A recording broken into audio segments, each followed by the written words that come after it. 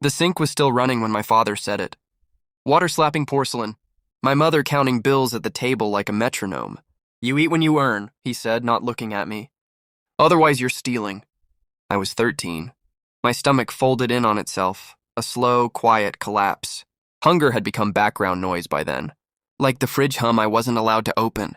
That was the day I understood I didn't have parents. I had landlords, bad ones.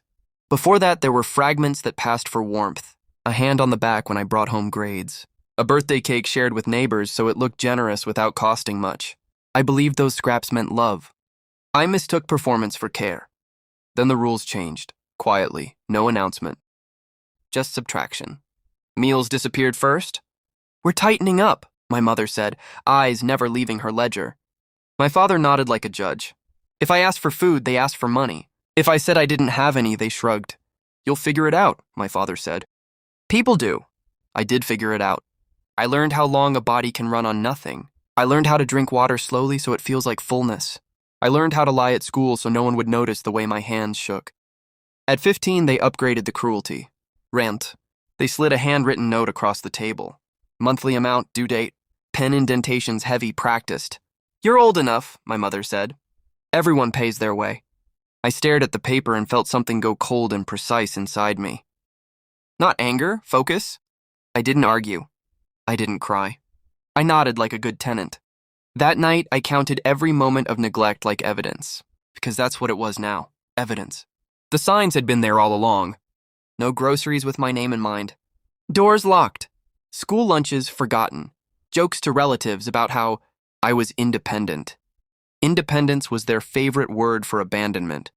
I started documenting everything. Dates, amounts, what was said, what wasn't. I took photos of empty cupboards. Screenshots of texts demanding money.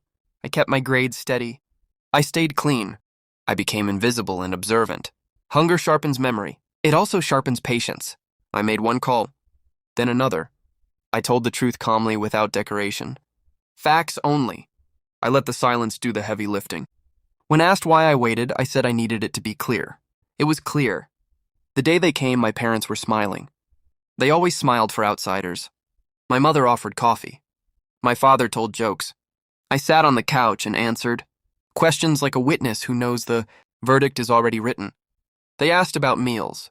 I told them. They asked about money. I showed them. They asked about fear. I paused.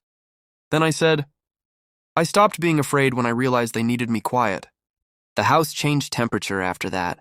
My parents' smiles cracked at the edges. Words came out faster, louder, contradictory.